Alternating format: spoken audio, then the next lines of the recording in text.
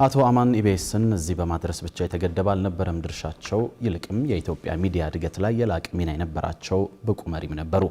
ይህንንም በተለያዩ ጊዜያት ባደረጓቸው ቃለ መጠይቆችና በቀረቡባቸው መድረኮች ላይ ሲያንጸባርቁ እንደነበርም ይታወሳል። በተለይ የኢትዮጵያ ሚዲያዎች የራሳቸው ሀገርኛ የስርጭት ሳተላይት እንዲኖራቸው አበክረው የሰሩና ኢትዮጵያ የራሷን የኮሙኒኬሽን ሳተላይት እስክታመጥ ከሀገር በቀል ሚዲያዎች በአንድ ላይ የሚገኙበት ኢትዮሳት የተሰኘ ሳተላይት እንዲያገኙ የመሪውን ድርሻ በመወጣትም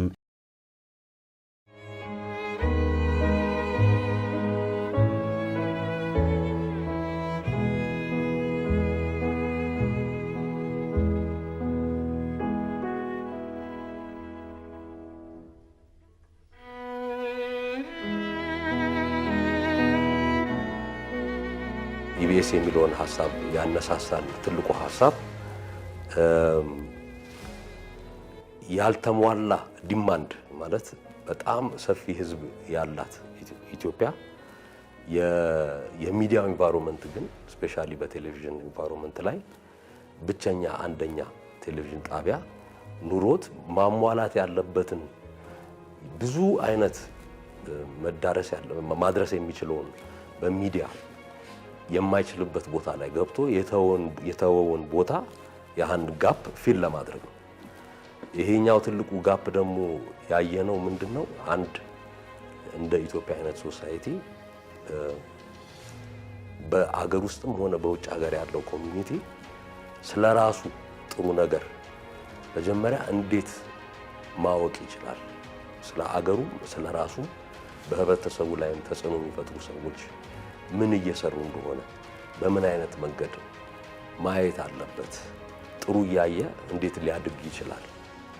ጥሩ አይቶ እንዴት ጥሩን የበለጠ ጥሩ አደርጋለሁ የሚል ቦታ ውስጥ ይገባል በማለት የኢቢኤስን ሐሳብ ወደ የአገር ፕሮሞሽን የማንነት ፕሮሞሽን ወደ በጥሩ አይነት አመለካከት በመስራት ያንን እንግዲህ ምስል ወደ ህብረተሰብ ለማድረስ በሚል ሐሳብ ነው የጀመርነው።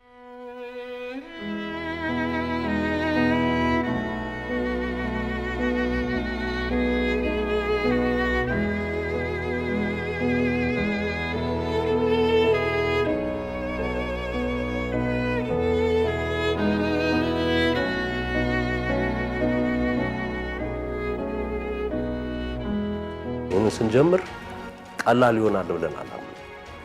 ከባድ እንደሚሆን መጀመሪያም ያን አምነን የጀመርነው ምንም አይነት እንደዚህ ፈር ቀዳጅ የሆነ ሐሳብ በሚመጣበት ሰዓት አልጋ በአልጋ ይሆናል ተብሎ አይታሰብም። ህብረተሰቡም ሊቀበለው ይችላል፣ ላይቀበለው ይችላል። በመንግስትም ደረጃ ሊቀበል ይችላል፣ ላይቀበል ይችላል። ግን እንደዚህ አይነት ሐሳብ መሆን ያለበት ነው ተብሎ ብለን ስላመንን የሚመጣውን በሞላ ኢሹ አሸንፈን እንወጣዋለን በማለት ነው የጀመርነው እና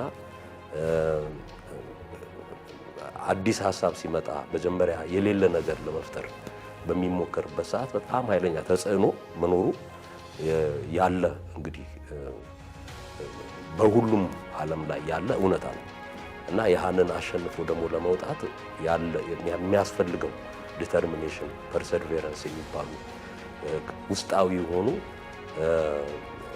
ኃይሎች አሉ ከራስ አንድ ሰው የሚያስፈልገው እሱን በሞላ ይዘን ነው እንግዲህ ወደ ሀገር ቤት የመጣነው።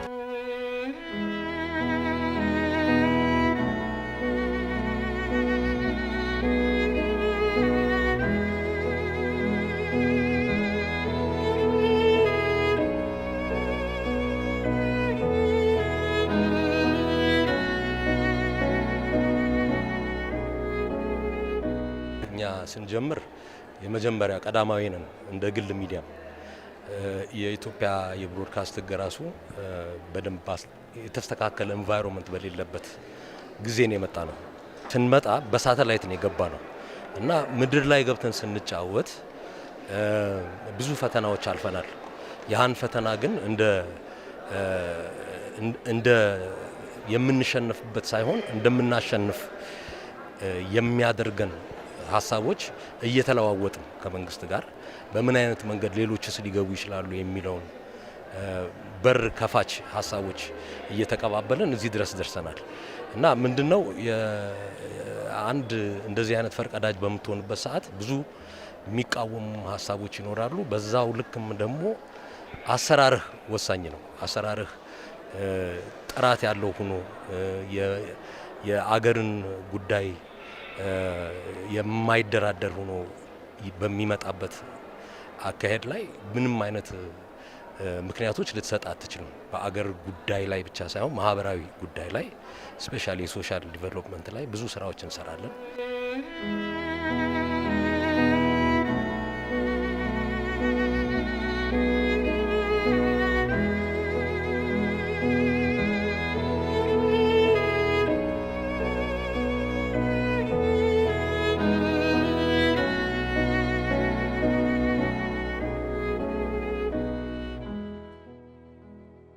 የሚዲያው ኢንዱስትሪ ኢትዮጵያ ውስጥ በጣም እንግዲህ እንደምታውቁት በአንድ ሚዲያ ተቆጣጥሮ ከትንሽ ጊዜ በኋላ ነው ተከፍቶ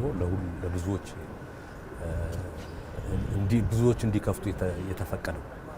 ይሄ ሚዲያ በጣም ገና ህፃን ነው፣ በኢንዱስትሪ ሌቭል ህፃን ነው እና ይሄንን ኢንዱስትሪ ለማሳደግ የምንተባበርባቸው ተነጋግረን ወጪዎችን ሳናጠፋ በተግባር ልንገነባቸው የምንችል ብዙ ስልቶች አሉ። የራሳችን የፉክክር መድረካችንን ሳነካ ማለት ነው። አንደኛው ቴክኖሎጂ ነው። ቴክኖሎጂን እንዴት አድርገን ሃንስ ልናደርገው እንችላለን? ምክንያቱም at the end of the day ኮስታችንን ስንቀንስ ፕሮፊታብል የምንችልበትን አካሄድ እናሳድጋለን። ሁለተኛ ለኦዲየንሶቻችንን ደግሞ አምረን የመቅረብና ኦዲየንስ የማሳደግ ኦዲየንስ ማሳደግ ማለት ኢትዮጵያ ውስጥ 120 ሚሊዮን ያለበት ከዛ በላይ ያለበት ህብረተሰብ አንድ ሳተላይት ቦታ ላይ የምንታይበት መድረክ ተፈጥሮ እንደ ሌላው ዓለም ዝብርቅርቁ የወጣ አይደለም። በዚህ ቦታ ላይ ተመልካቾችን የምንመነዝርበት ማለት ወደ ገቢ የምናስገባበትን መንገድ ተስማምተን ማሳደግ አለብን። ያንን ካሳደግን በኋላ ነው አሁን የአድቨርታይዝመንትም ሬቨኒው ይሁን በስፖንሰርሺፕም ይሁን ሌላም ገቢ የምናሰባስብበትን አሳድገን ኢንዱስትሪውን ልናሳድግ የምንችል።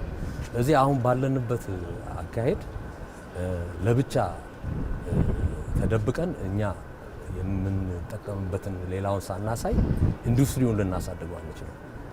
የሰው ኃይል እጥረት አለ።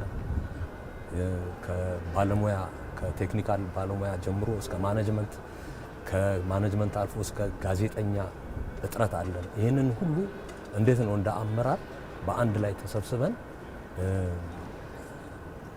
ልናሳድገው የምንችለው የሚለውን ተባብረን መስራት መቻል አለብን።